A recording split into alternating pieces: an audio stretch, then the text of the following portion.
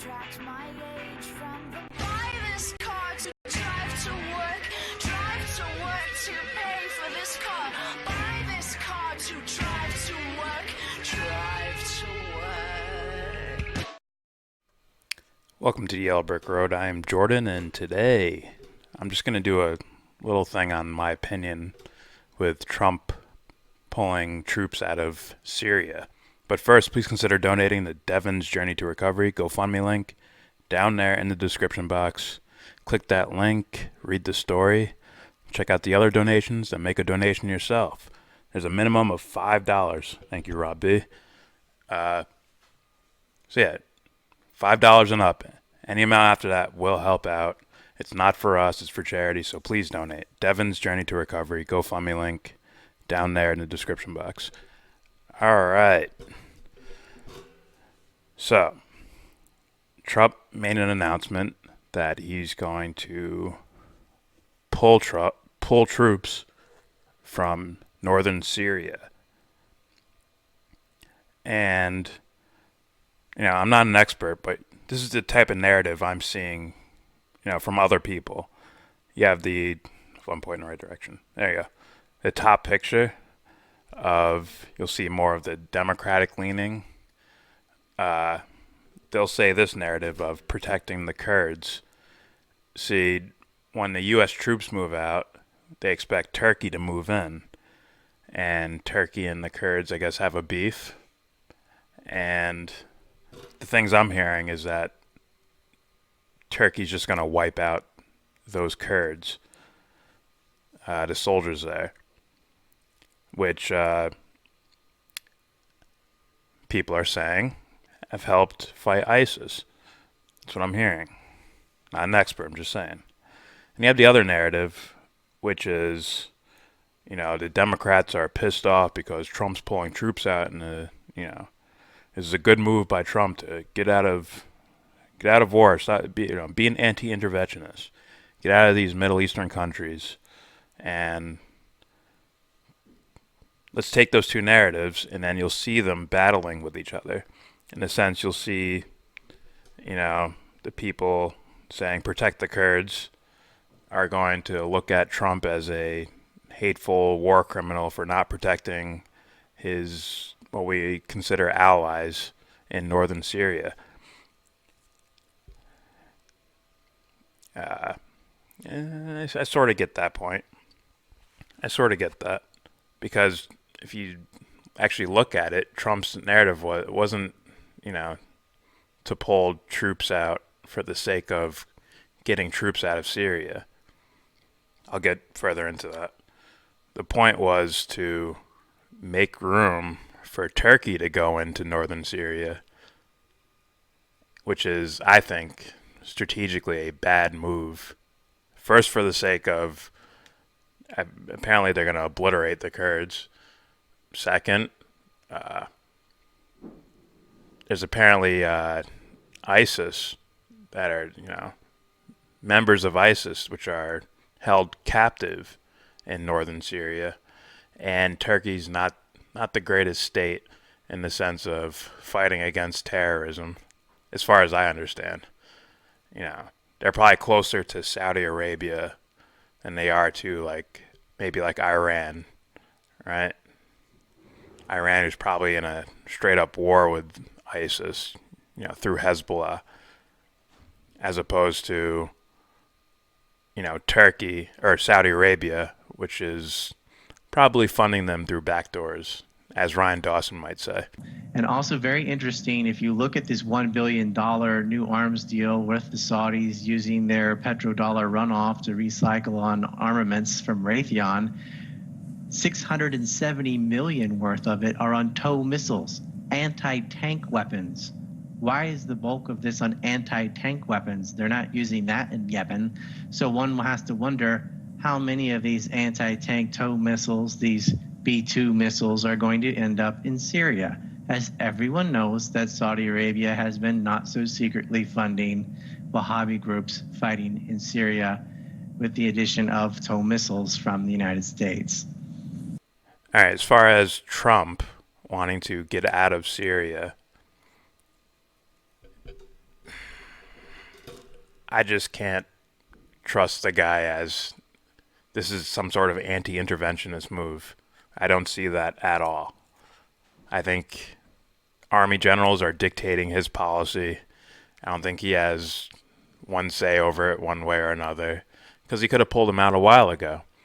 In fact, he announced he was going to pull them out, and a random chemical attack happened, in which case he had to bomb Syria, and keep troops there. Or as Abby Martin says, he says he wants to decrease troops, but he ended up increasing them in the first place. So it's like, What is going on here? Is Trump really curtailing the U.S. empire and pushing back against the military-industrial complex that has dominated U.S. foreign policy since World War II? No. In fact, this couldn't be further from the truth. Like in Afghanistan, Trump is simply removing the troops he himself added since taking office. While Trump railed against Obama for putting U.S. troops in Syria, he left office with less than 300 U.S. troops there. But through 2017, that number grew to around 2,200 today, approaching 10 times the amount under Obama. But it's hard to know the true number since Trump broke with Pentagon policy and actually stopped disclosing troop deployments to Syria and Iraq. How democratic. So I don't think this is some anti-interventionist move. I think this is a 5-star general walking up to him and saying, we're going to do this now. And then they just do it without his say-so or whatever. Maybe he'll pretend that he's the one making the decisions there. Maybe not. He's definitely a part of it one way or another. I mean, I'm not going to give him, sympathy because he let someone else dictate his foreign policy. So I'm going to blame him. Their blame's going to be pushed his way as well, regardless of what role he plays in this. But, some 5-star general went up to him, said, hey, man, we're going to move troops around here. We're not going to get them out. We're going to move them around. So we're going to move them to the side over here. And we're going to make room for Turkey to go in. So, if Turkey starts bombing everywhere, no U.S. troops get hurt. That's what it seems like to me. And I'm just a dude really just guessing, essentially. What I will say is anyone who opposes war, anyone who's progressive, should support the policy of the U.S. withdrawing troops, not just from Syria, but from Iraq, because there are still troops in Iraq, from Afghanistan, from not the whole region, really. I mean, not just Syria. The thing is, though, and I don't blame you at all for saying that Trump said he's going to withdraw troops. That's actually not what he said, but every media outlet is misreporting what Trump is doing. Trump is not taking troops out of Syria. He's moving the troops. Mm-hmm. This is an important distinction. And you said that correctly, that he's moving them. But the New York Times, CNN, all these people keep saying that he's withdrawing troops. He's not withdrawing troops. There are, right now, around 2,000 U.S. troops in Syria. What Trump is doing is he's moving them from a particular buffer zone that was created to another part of Syria. They're still in Syria, to let Turkey invade. Now that is a huge scandal, and he should be condemned for that. He's green-lighting a Turkish invasion of Syria. Turkey is also illegally occupying Syrian territory, not just the U.S. Turkey, under international law, has no right to be militarily occupying Syrian territory, which it's not just doing in the northeast, it's also doing in other parts of the north. Turkey also, by the way, a major U.S. ally, a member of NATO, Turkey has been supporting ISIS on and off for years. In the early days, Turkey was funneling weapons and support to ISIS. Turkey also had something called the Jihadi Highway. It allowed thousands and thousands of hard-line extremists from around the world, from Chechnya and other parts of Russian Federation, from China, from Xinjiang, from Tunisia, from the North Africa, from the other parts of the Middle East. All these jihadis came to Turkey, and Turkey allowed its open border in the south. They had this porous border and allowed thousands of people to cross in to go into Syria to fight with ISIS and all these other groups. And for those that... Trump doesn't know anything about the region, and he doesn't care. I mean, this guy does not care about anyone, and he's a complete narcissist.